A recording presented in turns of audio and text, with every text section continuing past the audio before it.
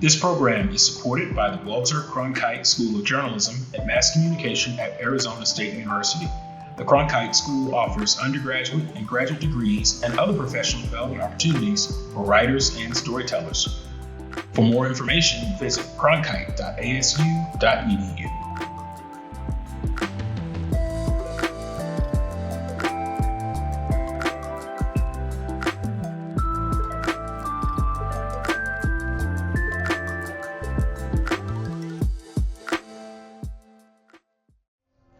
Believe it or not, sooner or later we will kill some of these folks who need to be killed.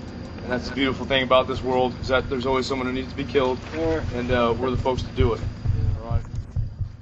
I've spent the past 4 years investigating a crime. كما أسلفت الساعة 7:15 سمعت انفجار A crime that most people have long forgotten. He heard the sound of really strong bombing. I heard M16. A crime that for almost 20 years has gone unpunished. That was some of the trailer for our subject today. Welcome to WriteLane. This podcast features Tampa Bay Times Enterprise reporter Lane DeGregory, and my name is Maria Carrillo. I'm a former Enterprise editor at the Times, which helped us kick off this podcast in 2017.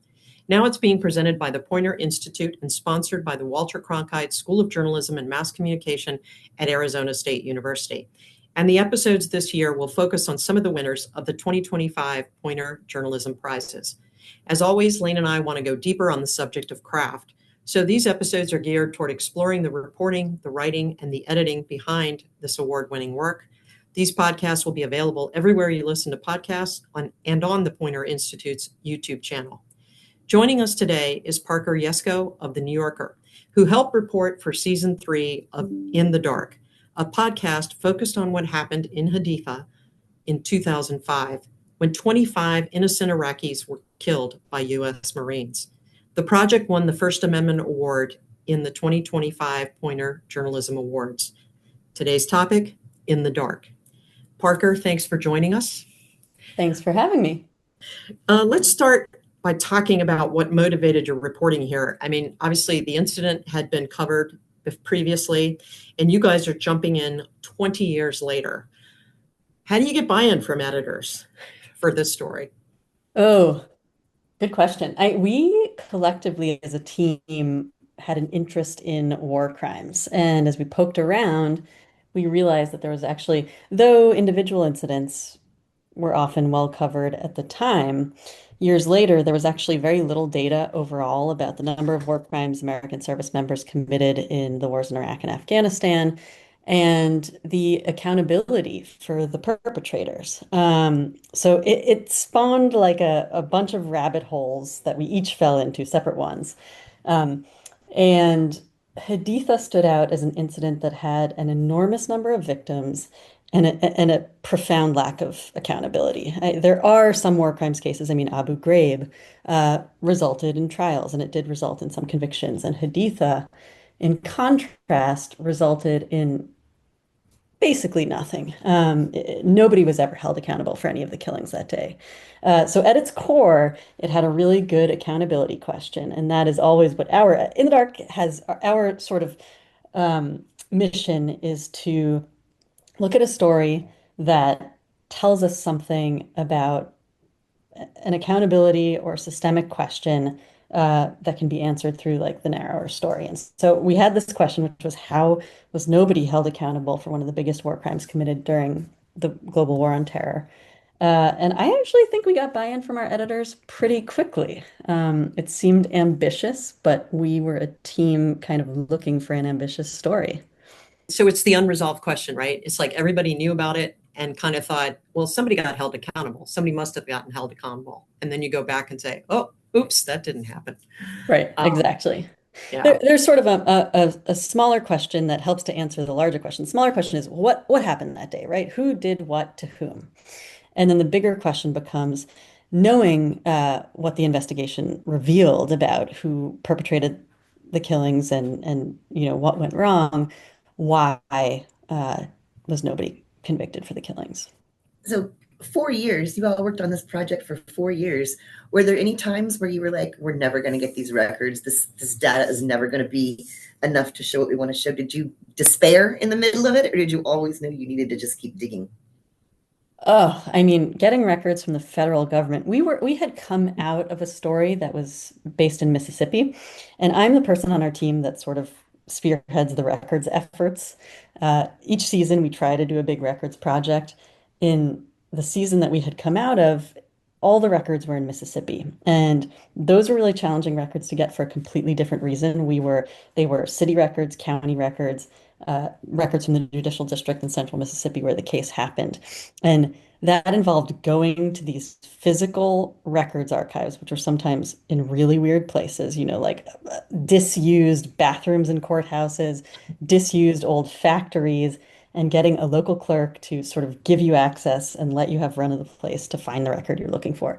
This was the absolute opposite end of the spectrum. This was trying to get records from federal agencies where you had no physical access and also no, frequently like not very good phone or email access to real humans. You're kind of like sending requests through a portal into a void. And so by contrast, it was quite intimidating and it did feel very hopeless. I mean, I filed my first FOIAs for season 3 in January of 2020. So, and then the pandemic hit and it was like everything already was going into a void. And then it's like the bottom of the void just fell out. But you like learn how it works. And the way it works is you get a lawyer and you sue the federal government.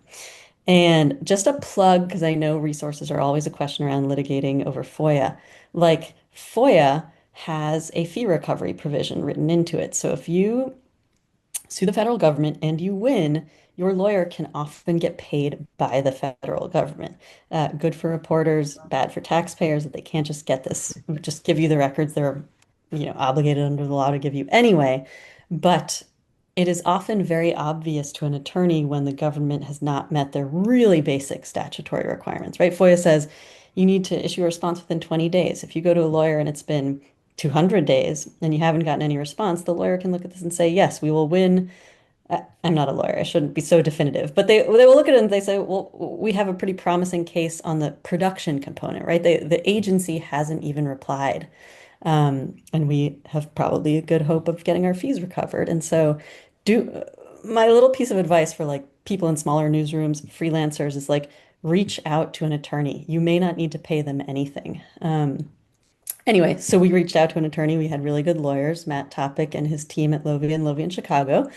And we filed 6 lawsuits against the federal government, various agencies, in order to get all the records we needed. And once we started suing, we started getting records. It was a very direct correlation. Your FOIA literally gets plucked out of the queue.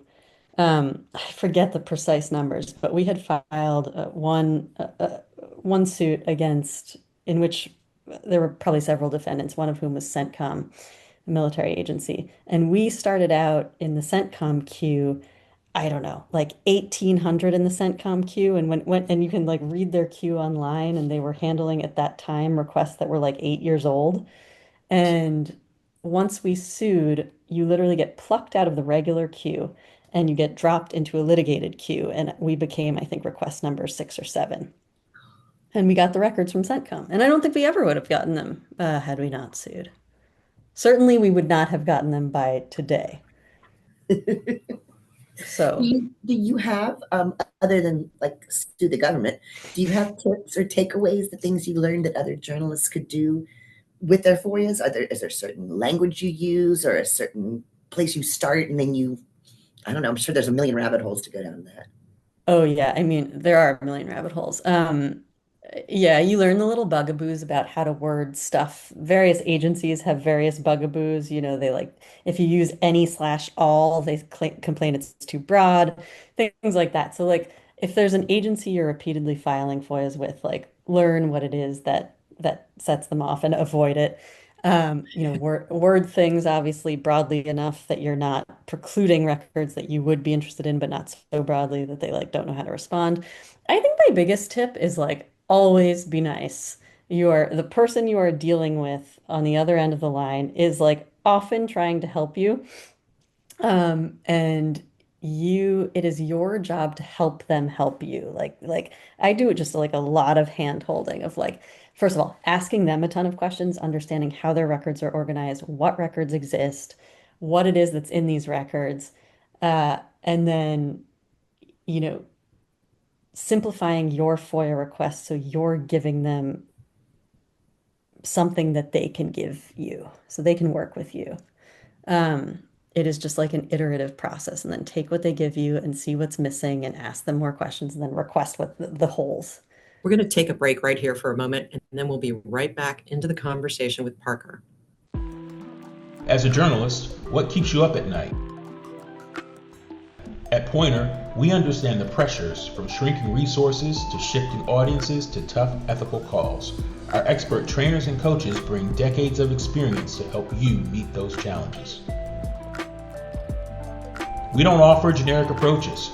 Poynter delivers strategies tailored to your needs, including training managers to lead high-performing teams, demystifying AI, and offering personal coaching to help move change forward or navigate a crisis. We work with news organizations large and small, local and national, commercial and nonprofit, as well as content creators and communicators in marketing and public relations. Let us help create the solution you need. Go to poynter.org/consulting-and-coaching today. The FOIA nightmare. It sounds like you were not getting, people weren't necessarily trying to block you. It's just a system that's meant, the system itself is sort of inefficient. Was that your experience? Who knows? I mean, maybe someone at the very top of the chain is trying systematically to block. I don't want to like exonerate the system, but generally the person who is like the information officer you're dealing with is like this frontline person, first of all, is like a human, and they're trying to process your request, and typically it is their job to try and get you something. So I think like working with that person and using that person to get information so that you can give them just like getting into a dialogue with them. Often, like if their search is turning up nothing, like a big challenge. So we filed hundreds and hundreds of FOIAs for this project, and they were aimed at two different things. One was like we wanted the investigative and adjudicative records related to Haditha, the incident itself, and then the 8 prosecutions that sort of came out of it. Separately, we were trying to understand the context of that case within the military justice system, right? So we wanted to understand, nobody was held accountable in this incident. Well, is that typical of the system in general? Is that typical of how the military justice system prosecutes war crimes? So we had all of these other FOIAs, hundreds of them, that were aimed at getting information about other war crimes and how the people that perpetrated those crimes were adjudicated. So we had all these FOIAs aimed at like every other war crime we could find. And there's not a ton of information about these crimes, right? So it's like for every incident, I'm like trawling the internet, trying to find little kernels of hints of a war crime that happened. Maybe I find a date, like a sentence describing it, some attributes of the victim, maybe like the last name of a perpetrator. And then I'm asking a military agency to search for the incident report and like if anyone was charged with this crime and if anyone was convicted. And sometimes they would say, our search turned up nothing. You didn't give us enough information. And sometimes I would say, well, I don't have enough information because you've never released, the name of you can only do a search with the name of a perpetrator, but that's the one kernel of info that you will not release publicly. And so you go back and forth with the person who's conducting the search, and you say, well, what are all the search terms you can use? Like, what are the fields you can type search words into? And, give them multiple spellings and understand what they can't search by, like they obviously can't search by a narrative description, just like refining all of that. Let's talk about the military and dealing with the military specifically, because we happen to be in Tampa Bay, so CENTCOM is right here. That's right, MacDill Air Force Base. We love CENTCOM. Anyway, but there are folks, obviously, who question reporters for even asking questions, for doubting the official story. So I wonder, like, how do you handle that when people try to deflect it back on you? Like you're doing the wrong thing. Oh, God. It's my job. Come on. What else am I going to do if I don't know. I actually feel like the federal government did that much less than the small municipal governments in Mississippi I dealt with. Hmm. I feel like with most of the military agencies, I mean, there was some knowledge, like there had early on been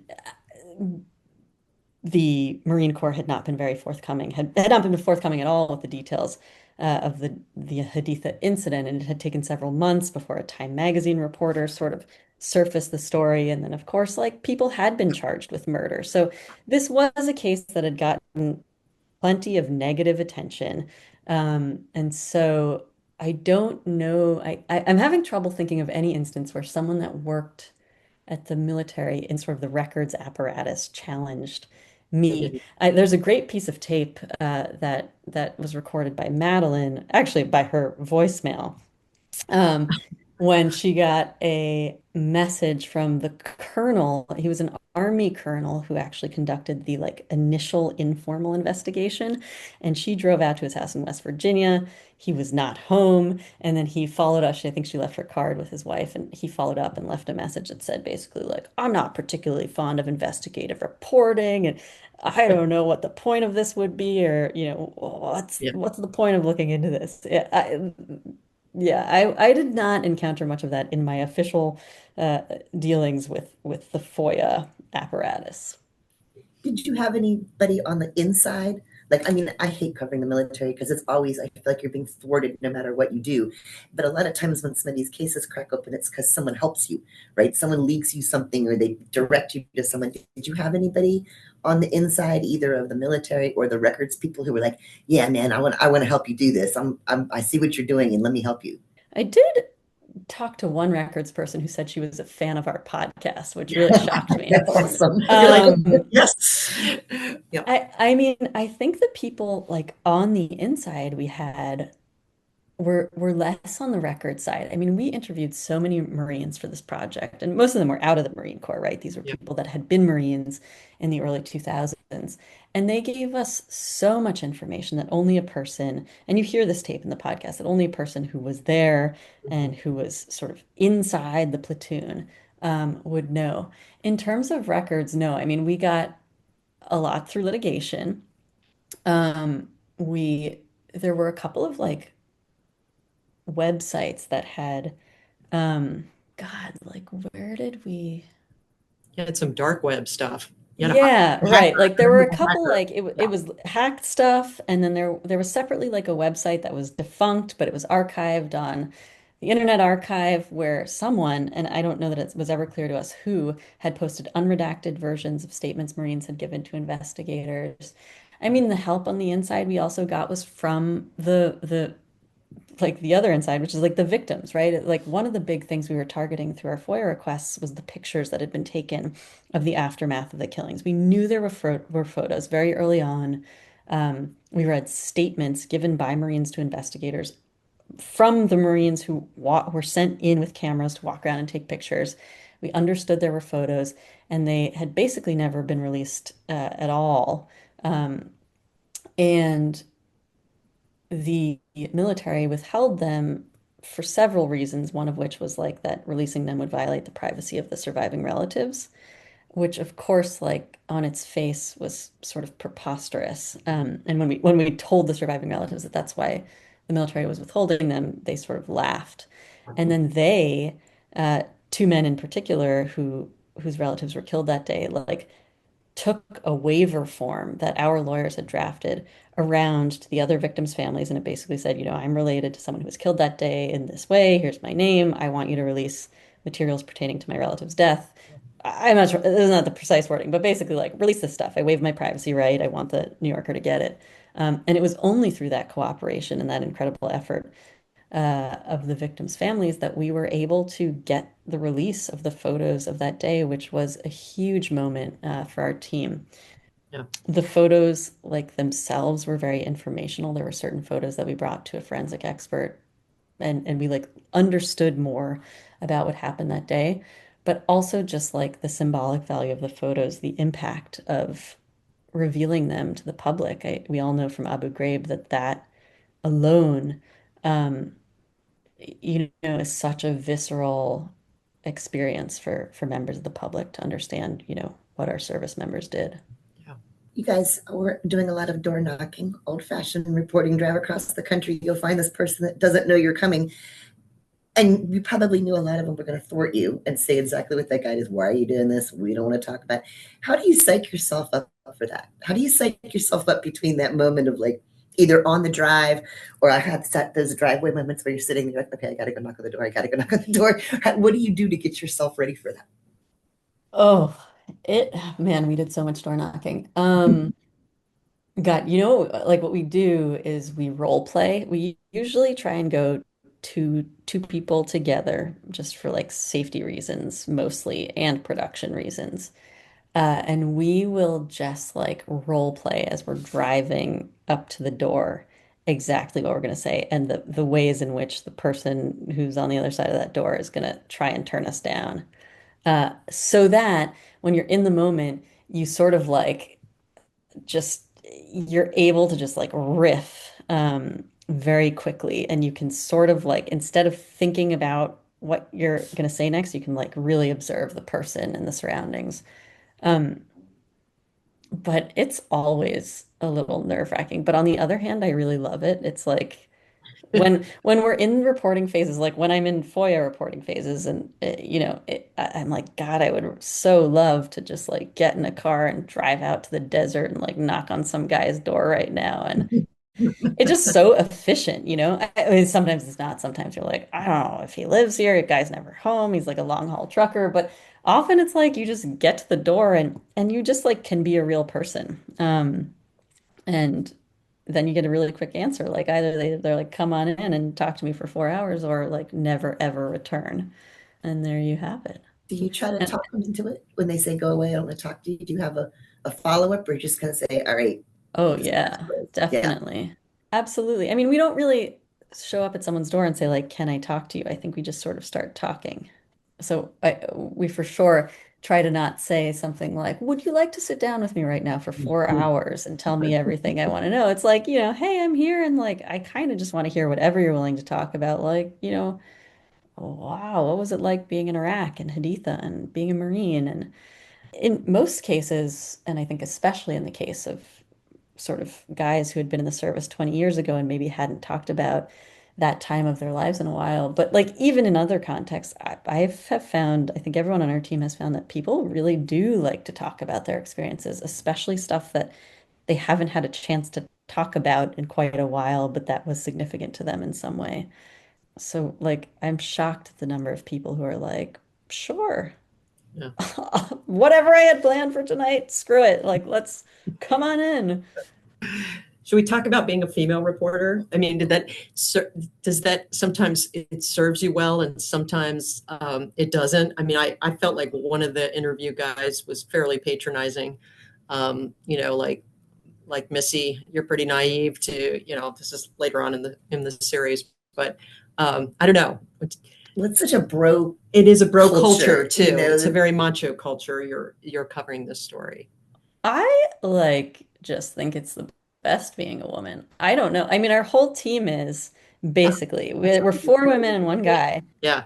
And I think it is so helpful. I mean, I even think of it like in renovating my house. It's like I'm dealing with all these like contractors. And they all look at me and think I don't know what I'm talking about. And then like suddenly they realize I just demolished a whole kitchen, and they're like, "All right, girl, you got it." So, like it's your superpower. It's your advantage. well, I think it's helpful to be, I mean, first of all, I've like never been a man, so I can't compare what it would look like if I knocked on a door as a different person. But I think it's helpful to not be someone who's physically intimidating. I think it's helpful to be underestimated sometimes.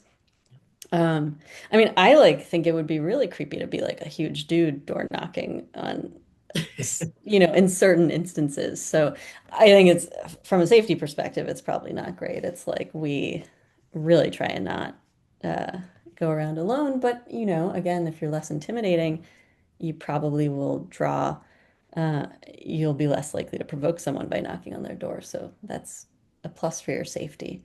I have honestly like never felt at a disadvantage. I think when people underestimate you, they're only like willing to talk to you more and say more ridiculous things. That's a great point. My last question for you is kind of two-pronged. What did you guys hope would be the impact of this project, and what actually was the reaction or the impact that it had? I think that in a sense, impact is sort of out of our control. Like we we always go into a story thinking, we want to shed light on some really opaque. We want to like solve a particularly tangled, knotty question and shed some light on an opaque system. And so like I think we kind of nailed both of those in this case. Like we revealed some truths about what happened that day, and we really tried to break open the military justice system and say, like, what is happening here? This is so unbelievably opaque, and like that's crazy. And we are going to take everything we get from this system, every record, everything they tell us, and we're going to put it on the internet. Like every page of paper we extracted from them through like hundreds of FOIAs and 6 lawsuits is like free in a Dropbox folder on the internet for anyone to do whatever they want with. If there are people that are scholars, legal scholars, people that are just interested in war crimes, like a big part of what we do is wanting to like make all of our findings available and usable by people in the future, because it's such a big project that it's like, who knows what the impact will be for years to come. So I think that we try to not anticipate any specific impact. Like here's like a question might be like, did we expect any sort of accountability for the shooters? It's really tough. It's like those cases had already been disposed of. There was also a change in administration. I mean, one thing that happened at the very end of 2024 is Senator Elizabeth Warren and a couple other legislators sent a letter to the Inspector General of the Department of Defense saying, basically, we want you to investigate. It had a whole list of requests that they wanted them to look into, but the gist was like, why does the system not hold war criminals accountable? Let's look at what your regulations are and whether or not you as an agency follow them. I do not know that they've received a response to that request. And of course, there was a change in administration. Pete Hegseth took over as head of Department of Defense, and he has very publicly, expressed his lack of interest in holding people like Eddie Gallagher and some other well-known people accused of war crimes of seeing accountability in those cases. He's very disdainful towards military JAGs. But there it is. It lives for whenever. Yeah. Exactly. So people take a listen to In the Dark, and we will also try to include a link with this podcast. Thank you, Parker, for joining us. Thanks, folks, for listening. Thanks again to Arizona State and Poynter. The 2026 Poynter Journalism Prizes open for entries on January 5th. Mark your calendars. Don't forget, you can find old episodes on poynter.org/WriteLane and wherever you get your podcasts.